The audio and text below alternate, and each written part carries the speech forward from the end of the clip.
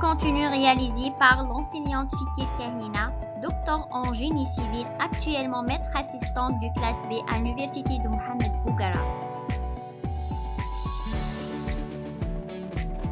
Bienvenue à mon cours aujourd'hui.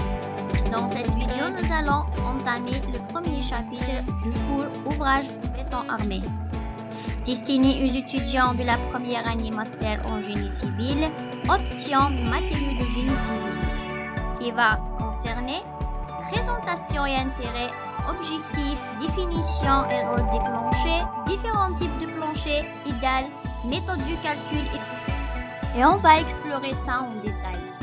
Comme je l'ai annoncé dans la vidéo précédente, ce module vise à mettre l'apprenant de maîtriser plusieurs compétences essentielles. Par la fin de ce cours, l'étudiant sera capable de connaître les méthodes du calcul de plancher d'une dalle continue. D'abord, on va commencer par une présentation. La résistance des matériaux ou la mécanique des matériaux est une branche de mécanique appliquée servant à étudier le comportement des sollicitations sur l'action des différents types de charges aux sollicitations.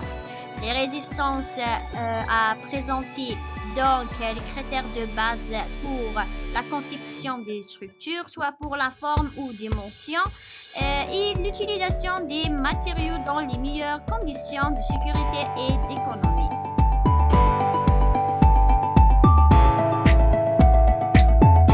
Pour complicité, vous pouvez consulter cette carte conceptuelle suivante. Informe le programme du module étudié. Voilà le premier chapitre et ces titres sont illustrés.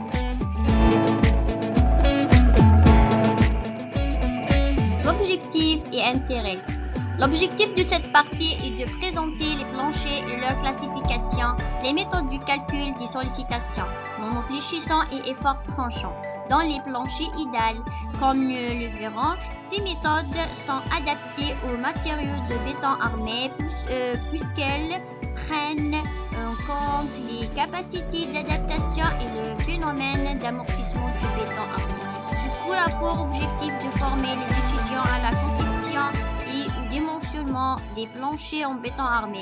Il couvre les principes de base et avancées nécessaires pour le calcul et la vérification des éléments. Les étudiants après ce cours apprendront à appliquer les méthodes de calcul appropriées au prédimensionnement et au dimensionnement des dalles en béton armé. D'abord, il faut savoir c'est quoi un plancher. Nous avons comme définition: un plancher est un élément porteur horizontal séparant deux étages d'une construction. Les planchers prennent appui soit sur les murs, soit sur les poutres. Maintenant, les parties de plancher. Généralement, le plancher est constitué de trois parties. Partie portante, le plafond et le revêtement. Voilà donc les trois parties comme suit. Il est essentiel de connaître le rôle des planchers. Les planchers doivent répondre aux mêmes critères que les murs porteurs, à savoir stabilité et résistance, étanchéité, protection, isolation thermique et acoustique, fonctions techniques et fonctions architecturales. Passons au type de plancher. Comme premier type, plancher en dalle pleine. Il présente la caractéristique de donner un plafond parfaitement plat en surface, ce qui les prédestine essentiellement à la réalisation des bâtiments d'habitation. Voilà une image présentative de ce type. Il s'appelle comme dalle massive. Comme deuxième type, plancher à corps cru. En forme de T, renversé, la partie supérieure est appelée âne et les ailes de T servent à l'appui dans ce type de poutrelle. Le béton enrobe essentiellement, bien antérieurement, l'armature. Ici, nous avons comme image, il contient du corps cru et encore les poutrelles, toujours la forme T. Donc, passons au troisième type, les planchers à dalle pleine en béton. Et encore les planches champignons. Donc nous avons comme forme de champignons. Alors une image présente ce type. Passons maintenant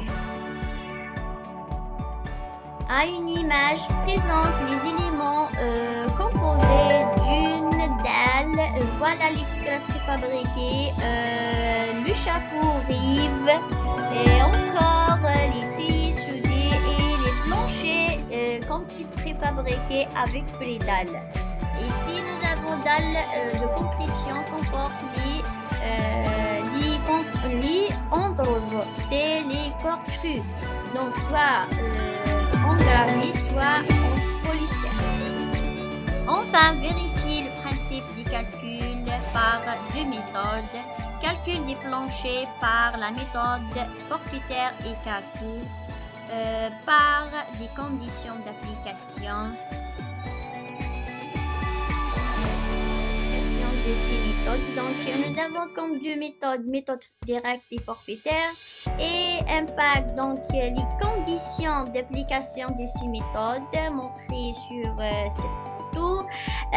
Vous pouvez après réviser ça et avoir en détail donc dans les travaux dirigés.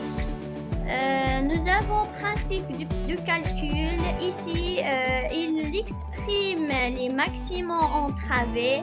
Il se rappuie droite et à gauche par rapport à la travée en fonction des moments fléchissants isostatiques de la travée indépendante. Voilà ici des schémas présentent donc soit pour deux travées et pour trois travées, présente les moments et les conditions toujours de la méthode forfaitaire.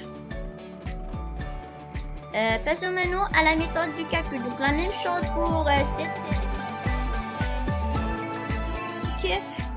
nous avons comme condition d'application principe de la méthode et enfin nous avons l'évaluation des moments sur appui. Voilà.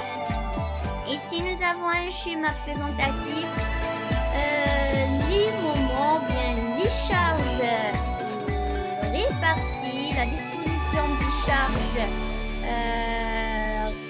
uniformément réparties, soit pour les charges d'exploitation et charges permanentes, donc présente 6 charges sur 3 travées successives.